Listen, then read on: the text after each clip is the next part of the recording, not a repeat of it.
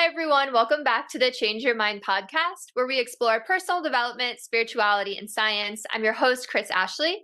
We have a really exciting speaker today. She is an astrophysicist turned metaphysician. So I'm really excited for our conversation. It's going to be a great one. First, a couple quick announcements. If you head to the link in the show notes, you will find tons of links. You'll find a link to my book, Change Your Mind to Change Your Reality. It was endorsed by 3 experts from The Secret, Marcy Shimoff, Bob Doyle, Michael Beckwith. It was endorsed by John Gray, who wrote Men Are From Mars, Women Are From Venus. You'll also find ways to sponsor the podcast if you'd like to do some advertising on here. You'll find my courses, some free webinars that I do, lots of really great resources, and you'll find my guest links as well. And let's see, also this podcast, as always, is part of the Los Angeles Tribune Podcast Network. We are doing tons in the personal development sphere, lots of great events coming up, amazing podcasts within the network. Check us out. All right, so with me today, I have Kerri Scott.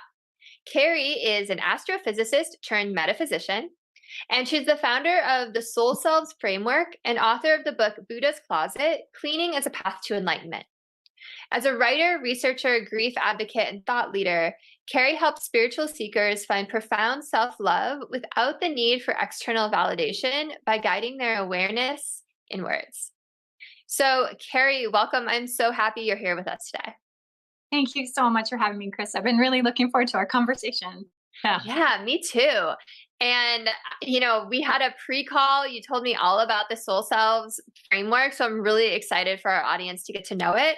But before we dive into that, I always start my shows the same way. And that is by asking my guests what their origin story is. So if you wouldn't mind sharing, what is it that led you on this path? How did you get started? That's a great question. I think what really sort of kickstarted my journey was when I turned 40. On my 40th birthday, I treated myself to a float experience, where you go into a sensory deprivation tank and just float for an hour. And at the time, I was a mom. I still am a mom, obviously, but my children were quite young and I just wanted some solace. I thought this is the best way to have some peace and quiet and time to myself because they were really little. And I'm sure you're probably kind of feeling this yourself as a new mom, there's a lot going on and you don't really get that peace, that time. So I went into the float tank and what I soon realized was that it was actually very, very loud in there. And the noise was all inside of my head. And I had to really draw on my experience with meditation that I hadn't used for a really long time. I learned it when I was in my teens originally. And then, just remembering how to meditate again was a huge awakening. And I went through this process of sort of paying attention to each one of my chakras. And as I moved up, I got to my heart and all of a sudden I had this huge sort of emotional release and realized that there was a huge block there that was keeping me from, becoming more of the person that I needed to be. And so when I left that float experience, I knew there was a whole bunch of grief from, a loss that I had earlier in my life that I hadn't been dealing with properly. And it was time to finally turn the flashlight around inside myself and really explore that. And that just kind of began this whole awakening journey of discovering that there, was so much more to the grief. And it was such a gift to me to be able to spend the time and explore it and just learn all of the ways that I was holding myself back, particularly in terms of not being aware of my thinking. And then, it just kind of unfolded from there, really. So. Yeah, thank you so much for sharing that. And that's funny. I was literally thinking about it. I should go in a float tank for Mother's Day because it's almost Mother's Day. Can I ask who you lost? Who was the grief over? Yeah, absolutely. So, when I was in my 20s, I dated this fellow, Michael, and the experience that we shared together was unlike any relationship I've ever had. And I consider him my twin flame now that I can look back and have a little bit more perspective on what was going on. I didn't know it at the time, but shortly after we dated, he was diagnosed with bipolar disorder, and a year after his diagnosis, he died by suicide. And so, one of the things that I learned as I was sort of, uncovering this grief, or digging into this grief experience that I had, is that often with suicide survivors, there is this term called frozen in grief, and because of this stigma around the death and the mental illness and all those things, I never talked to anybody about it. And so for nearly decades, I just thought I was grieving the way that I was supposed to, the way society sort of expected me to. But what I didn't know is that talking about it and sharing my experience with other people, and having conversations with people who'd had similar losses, was probably the healthiest thing that I could have done. And so I really find it important to advocate for that now, in terms of sharing any kind of loss or any kind of grief, and just being able to talk it through, because each time I share my grief, I heal a little bit more and a little bit more. Yeah, thank you so much for sharing. And totally, that's why they have support groups, right? Because it's cathartic to process out loud with other people and community. So I totally get that. So I guess the next question would be, a decade later, you realize you're still holding on to this. It's stored in your body, right? Maybe as a repressed emotion, or maybe as one that has been suppressed. How did you start to process that grief? How did you start to allow yourself to really feel it to the point where you were able to heal from it? I think the most important way for me, because I wasn't ready to talk about it, was through writing. And writing was such an amazing avenue for me to really explore what was going on. And it's when I was writing about my experience, I had to go back and relive it to be able to really flesh it out and get to the emotion of it.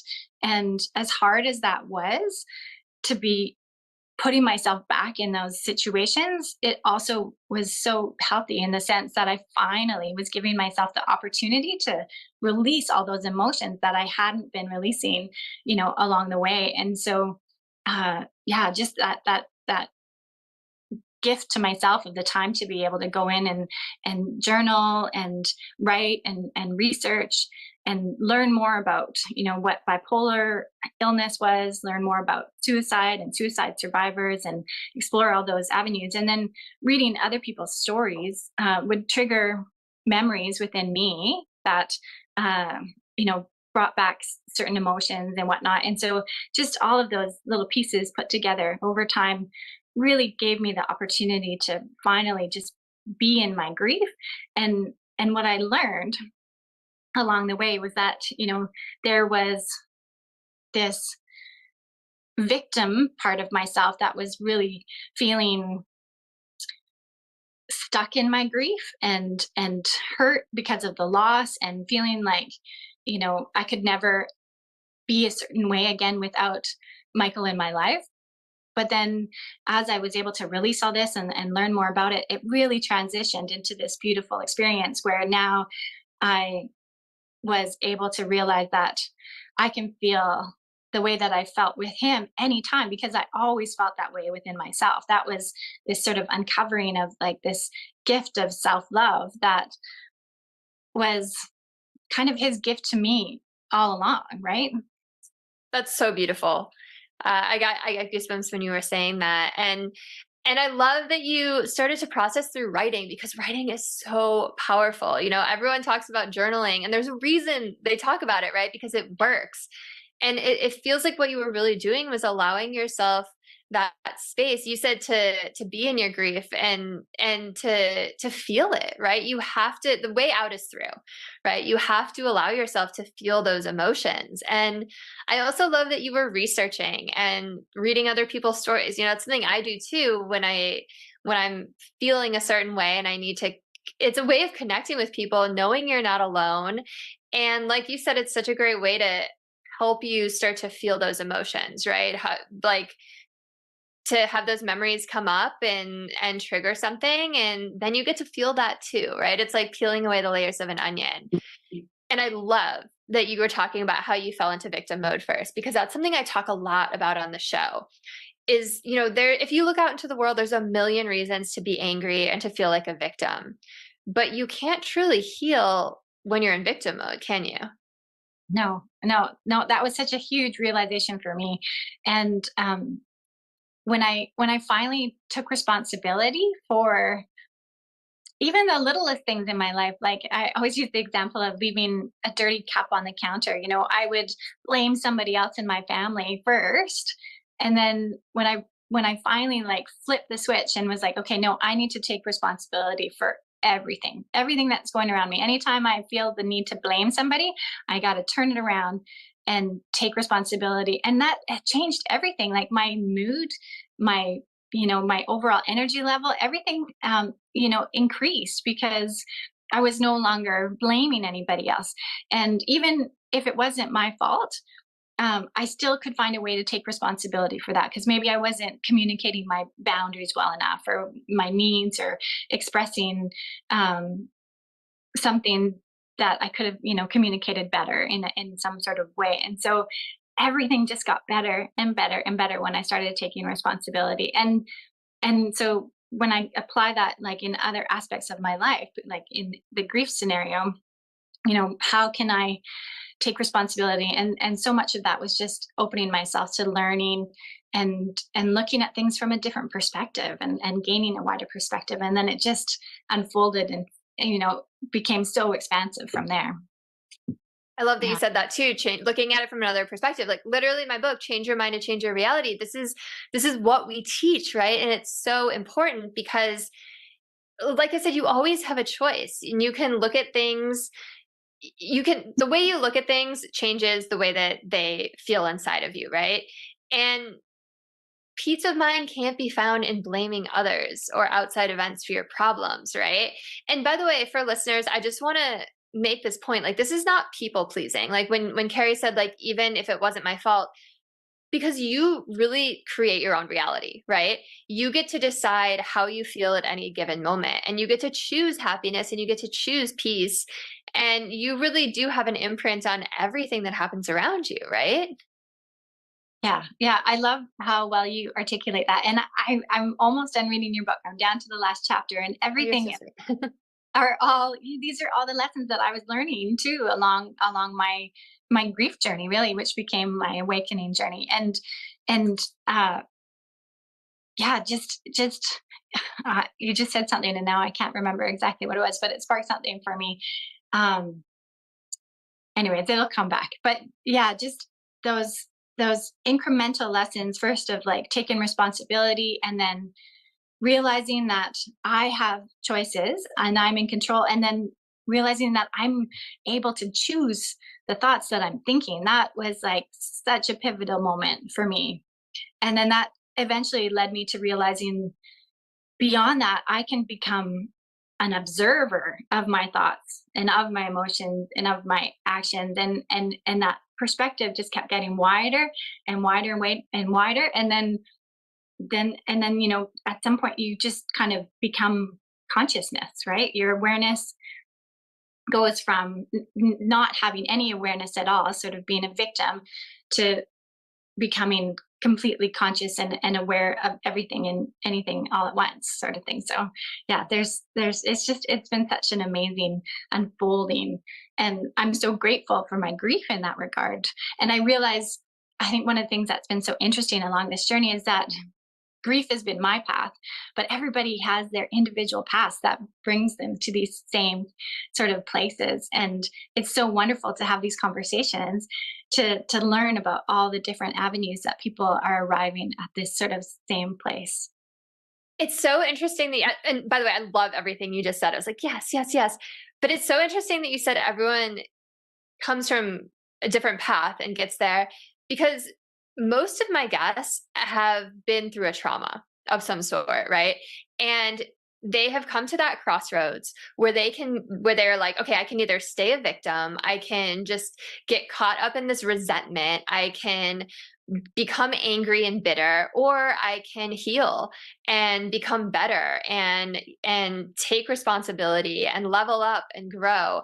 And those are the stories that I love hearing, right? Those are the inspirational stories. And it's so fun how so many of us have come to these same conclusions. And, I love how you were talking about you can become an observer of your thoughts and you step back and pretty soon you are consciousness. Like, it's so funny how we can get so unconscious and tied up in our thoughts and our emotions, and they just control us, right? Like, most people are going around 100% controlled by their thoughts and emotions, right? And it's just, they're like on these like hamster wheels. But we are so much more than that, right? It's like this surface layer and we are so much deeper. Okay, so you said something interesting. You said your grief was your awakening. So talk to me about how that was a spiritual awakening for you, and how did you come to become even more conscious because of this?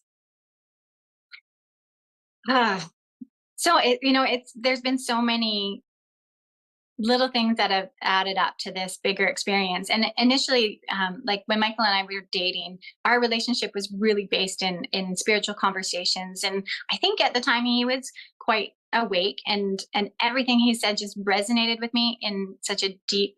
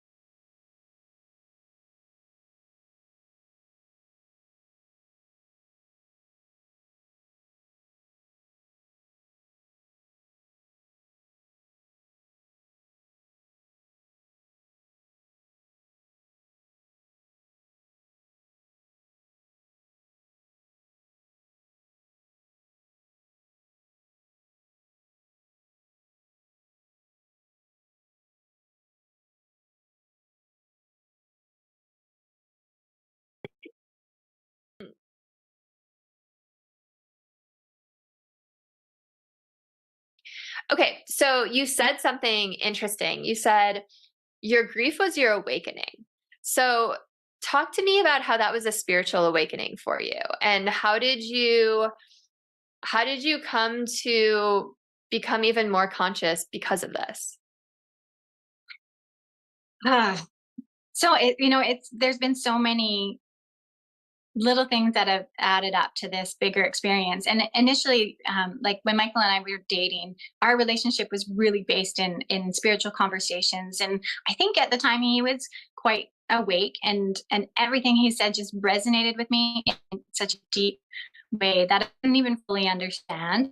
There's like, this sort of truth to his understanding that felt like, just felt really grounded when I heard him speak. And so after he died, anytime I would go into sort of a spiritual experience, whether it be yoga or meditation or something like that, he was there. That grief was so huge, you could say, that it was too painful for me. And so I really withdrew from that spiritual part of myself because I didn't want to just feel that depth of grief in that experience.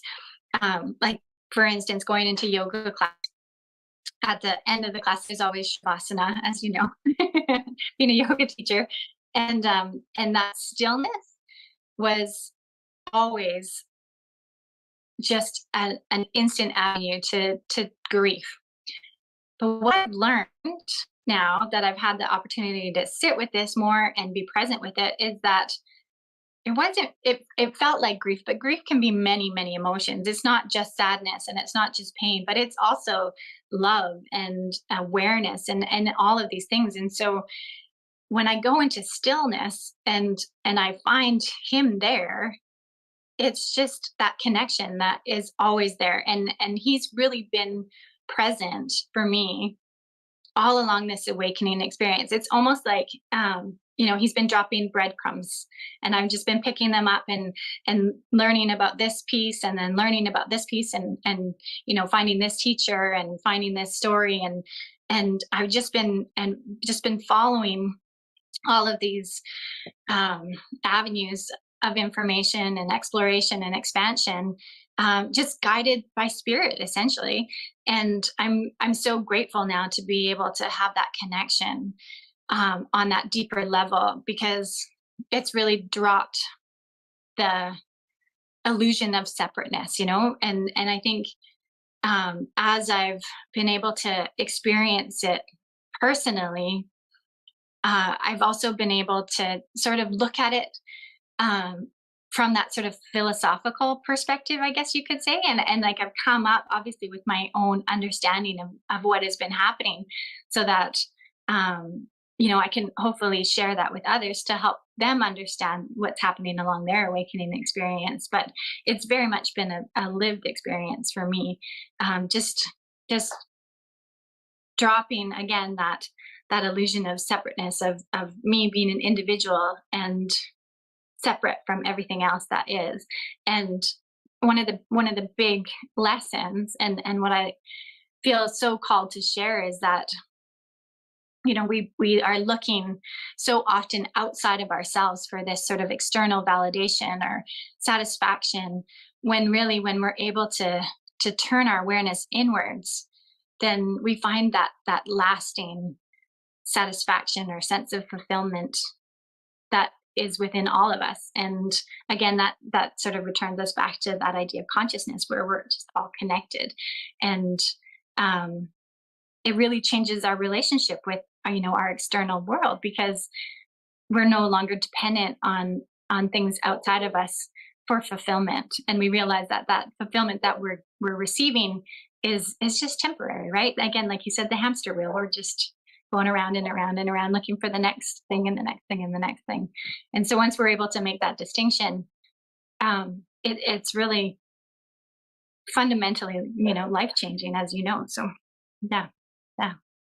Yeah, that was so beautifully said. And also, what a beautiful gift that you received from Michael through all of this, right? Where he was leading you with these breadcrumbs, and you were able to reconnect with the spiritual side of you. And that's even where it started. So that's, and, so often people will say like, oh, I'm so sorry you went through that. Right. But, and it's a horrible thing to go through. But you took it as a lesson, and you learned, and you grew from it, and you awakened from it. And it was this catalyst for growth from you. And that's such a beautiful and powerful place to be now, right? To have that distance and look back on it.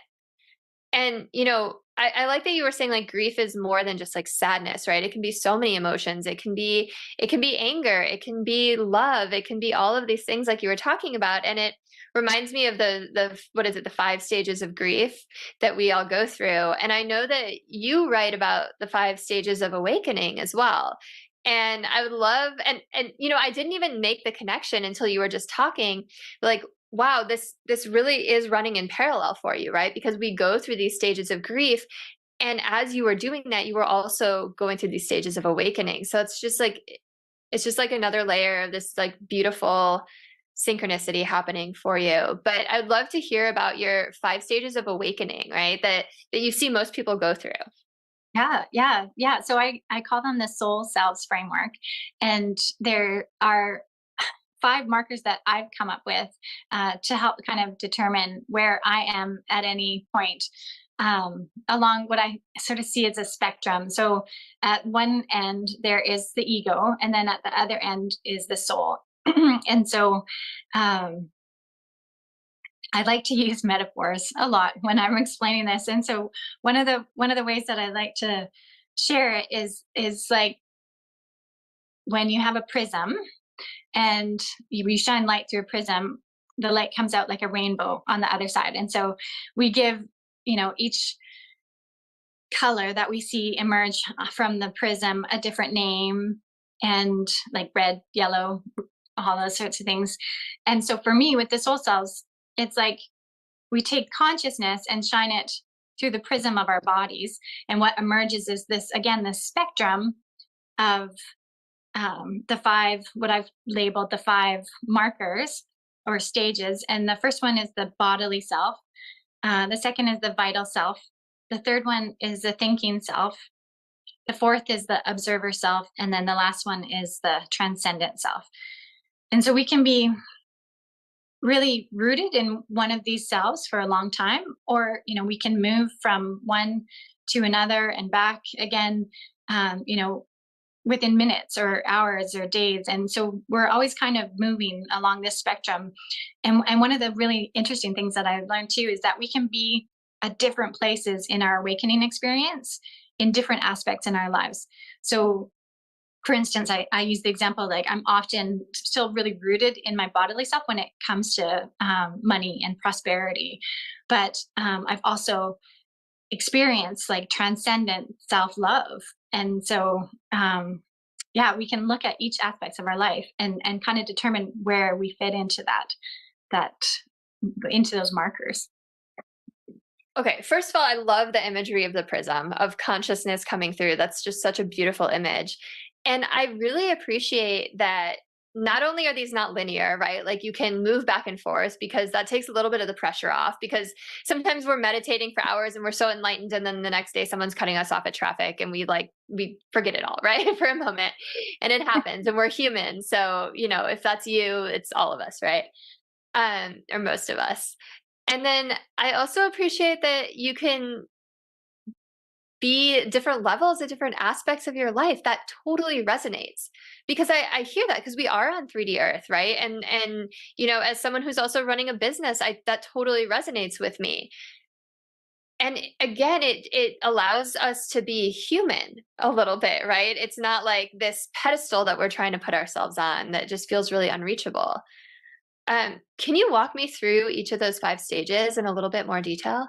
Absolutely. Yeah. Yeah. I want to say too, like, it's really important to me to make the distinction that no stage is better than any other stage. Like wherever we are in this process is divine, because it is essentially all that root, like that light of consciousness just spread out in a spectrum. And so there's no destination. We're not all trying to get to the transcendent self because it feels better than being in the bodily self. But it does ultimately the differentiation. I'm not saying that properly.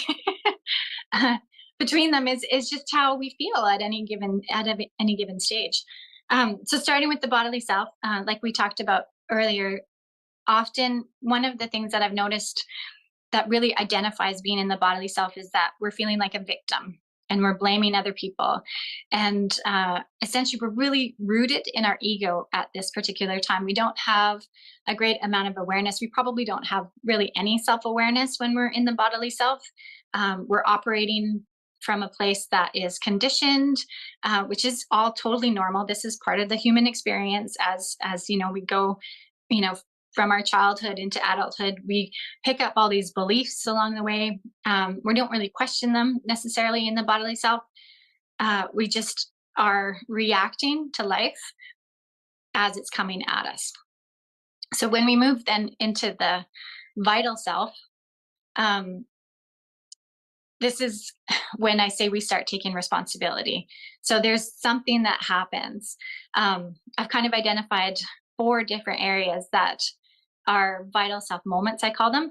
The first one would be like a soul glimpse, where you're maybe watching the sunset and you're so moved by the beauty of it that all of a sudden your soul can kind of like drop in and you have this really wonderful experience. And those can happen all the time, when we're doing art or dancing or listening to music. Then the next one, which is a little more profound, I guess you could say, would be peak experiences. And I borrowed that word from Abraham Maslow. And this is what I feel happened for me personally when I first hugged Michael. It was like a peak experience where all of a sudden, within that embrace, like the whole sort of cosmic energy, rushed through us. And that was like this bright green flash. And we kind of were removed from reality and thrown into this sort of cosmic experience that was like everything everywhere all at once. And both of us were just sort of like wowed by what had just happened. Maybe kind of like often could be referred to as like a Kundalini awakening or something along that line. And then the next one I call disidentification, and that's where often you hear a lot of spiritual teachers talk about this, where they were so incredibly rooted in their ego, so depressed or just like so traumatized and in their thoughts, in their mind, that their soul is essentially sort of had to step in and like kick the ego out. So all of a sudden they went from this like incredibly heavy sort of depressed place, and it's like a switch flipped, and they lost that sense of identity altogether, and they just went into sort of pure consciousness. So there was this sudden, you know, delineation of one to the other. And then the fourth one, which is a new understanding for me that I'm still sort of exploring, is this idea of psychosis. And often you hear people on their awakening journeys kind of being not fully disidentifying, but then kind of stuck between somewhere between identifying and like having an ego, and then somewhere having a soul experience. And it can be really disorienting and confusing, and often, and sadly, you know, it's misdiagnosed or not caught, because I think in the Western medical field specifically, this isn't necessarily a recognized sort of like path of awakening, but rather we medicate it and you know, go into other sort of treatments that really sort of suppress what's going on. Anyways, that's a whole other story. But in terms of the vital self, it's when you first have that glimpse that something needs to change, right? So then we move into the thinking self, which is a lot of what I find your book describes so beautifully. And it's when we realize now we've got the ability to control our thinking and ability to choose our thoughts. And this is when we exploring all of the different modalities to do the healing, to do the work, to heal the trauma. And I mean, there's just so many different avenues that, you know, you might dabble in many of them, or you might just pick one that works really well for you to help move through all of the things that are surfacing as you're in this experience. I've kind of grouped the modalities into 3 different groups. So the first one's energy awareness. So you're bringing your awareness to something, maybe through breath work, or yoga is sort of an overarching one.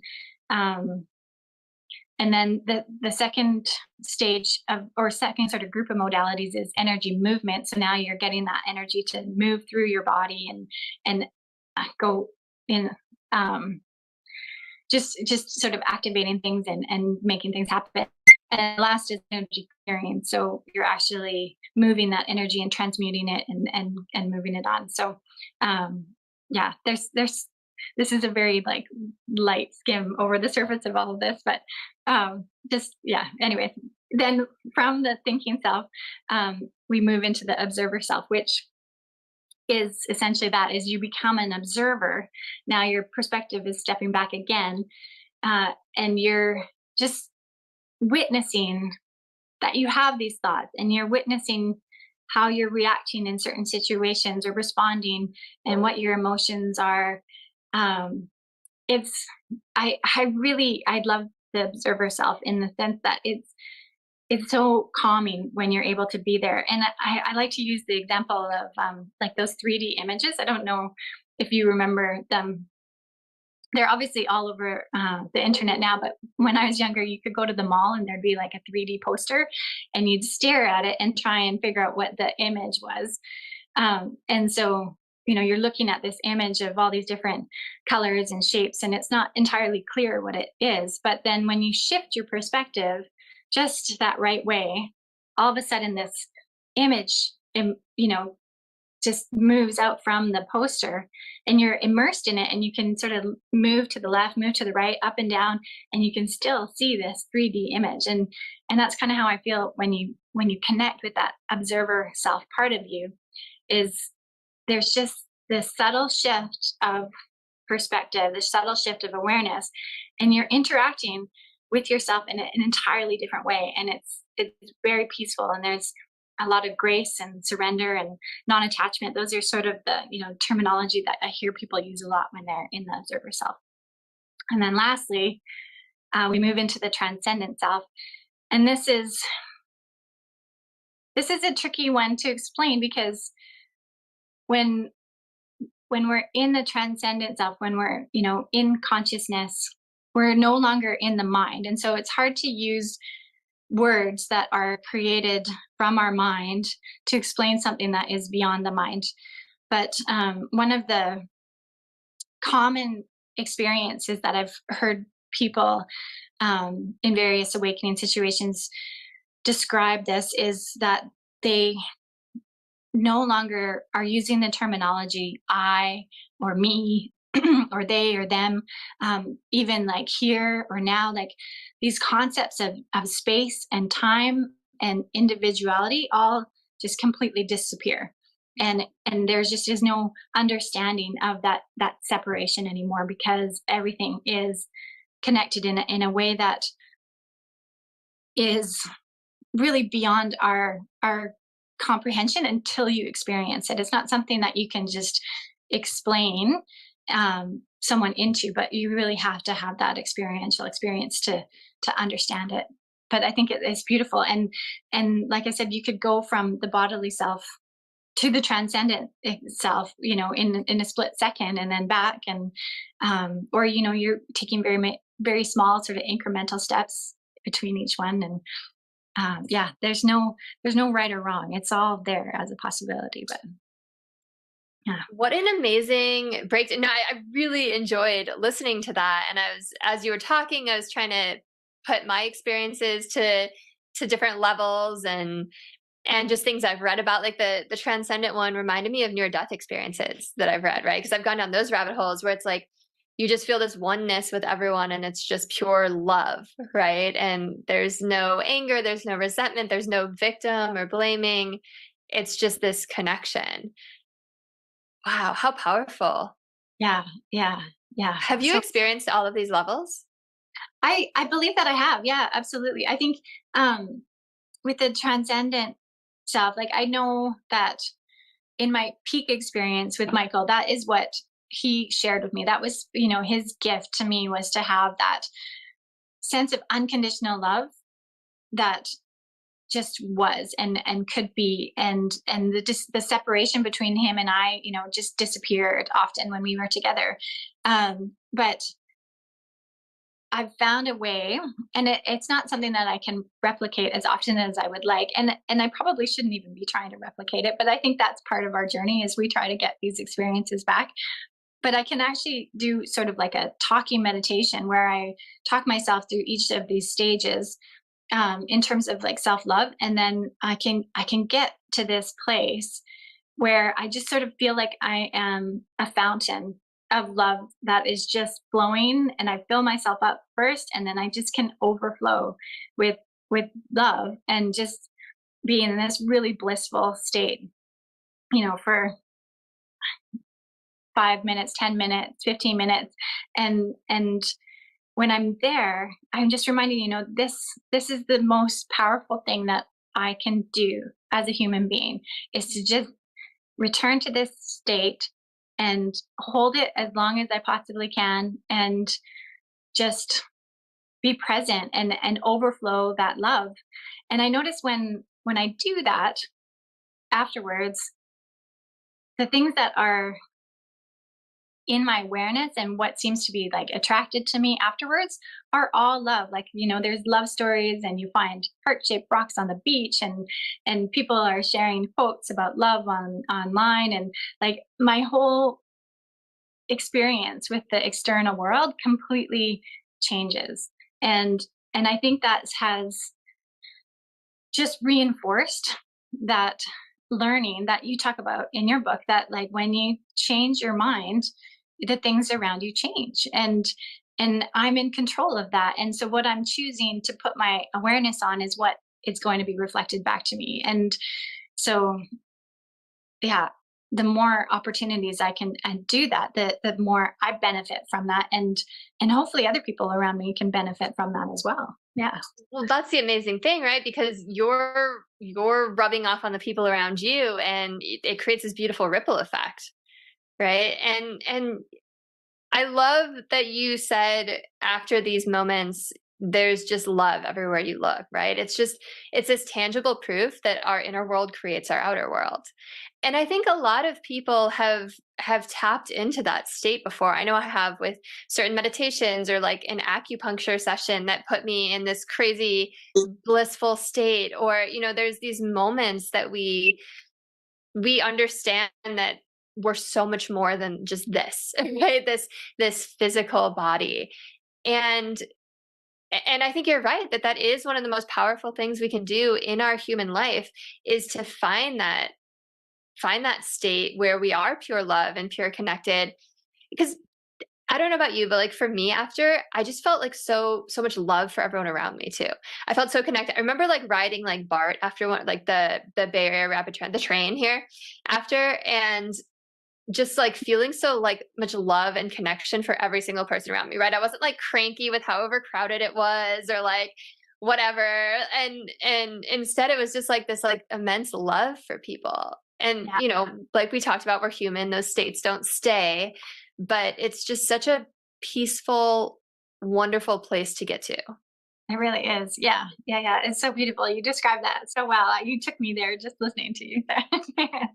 Yeah. Pretty fantastic.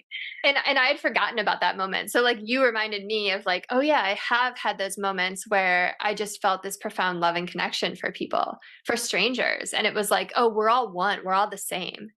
Yeah. Yeah. It really it expands your compassion too. And the more, work that you do on your own, repressed traumas and conditioning and all that, you just realize that, we all have had these layers of our ego put on us, and whether we understand that they're there or not, they're shaping the decisions that we're making and the conversations that we're having. And so it becomes so much easier to be compassionate for that person who may not understand what's going on, and is reacting in a certain way, but you understand that they've been conditioned to react that way, and um, they may or may not for that choice that they have to change that sort of thing. So yeah, it really changes your relationships and the dynamics of them too. Absolutely. And compassion is such a good word for it. And yeah, you have this understanding for people, like they're just another soul, Yeah, right? Like they're incarnated in this world just like you are. And I love it. The conditioning, like everything placed on top of them is just, it's not their essence of who they are. yeah, And who they are is really who you are too, right? Like you can't like, when you're fighting like the outside world, you're fighting yourself, right? When you're having aggression towards another person or judgment or blame, that's really coming back at you because they're a reflection of you. yeah, yeah, yeah, Yeah. yeah, I really appreciate you for just bringing all this up today, because we haven't had this kind of conversation specifically on the podcast yet. And it's just such a good reminder to me as well that of those moments, right? Of those moments and that feeling. And I think you said it well, that you can't really put them into words. It's such a feeling.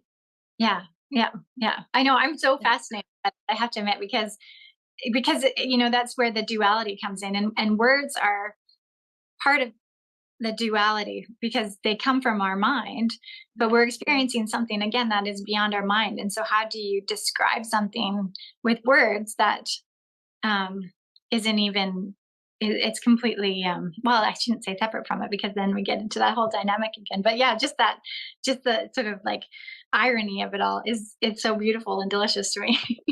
Totally. Yeah. It's just like another beautiful facet of this life, right? This beautiful experience called life. Yeah, exactly, exactly. Yeah, yeah. Yeah. So, is there anything that you really want to share with people or leave people with today, or something we haven't touched on that you think is important to talk about? Oh my goodness. I think one of the things that I go back to often is just this idea of challenging your beliefs, because our thoughts, and I get this from Abraham Hicks, but our thoughts that we keep thinking turn into our beliefs. And so when we realize that we can choose the thoughts that we're thinking, then we can also change the beliefs that we have. We're not Our beliefs aren't fixed to who we are. They make up our identity, but they are so malleable when you really start to like look at them and unfold them. And so to the just this idea of challenging your beliefs often, I think is a really good way of sort of beginning to question who you are, and opening yourself up to this, incredible expansion that is available to all of us. Yeah. Well, you're speaking my language when you talk about challenging your beliefs. And I say this in the book too, but it still like just blows my mind that if you look up the word belief in the thesaurus, one of the antonyms for it is truth. So literally the opposite of belief is truth. And if you think about it, like you said, our beliefs come from other people's opinions or our own thoughts, or are based on our lived experiences, right? But none of that is truth, right? It's all our own opinion or the opinions of others. So really our beliefs are lies that we tell ourselves. And like you so perfectly said, like we form our identities around these lies.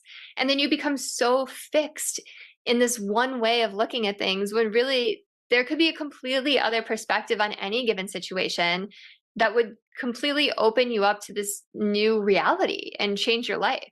So thank you for bringing that up. I really, really appreciate that. Okay, I'm sure everyone wants to get more nuggets of truth from you. They want to hear about your book. So where can people find you? How do they connect with you? What are you working on? All the things. Yeah, yeah. So my website, kerriscott.com, is the best way to get more information about the Soul Selves Framework. I have on there a quiz, which is specifically for the Soul Selves Framework.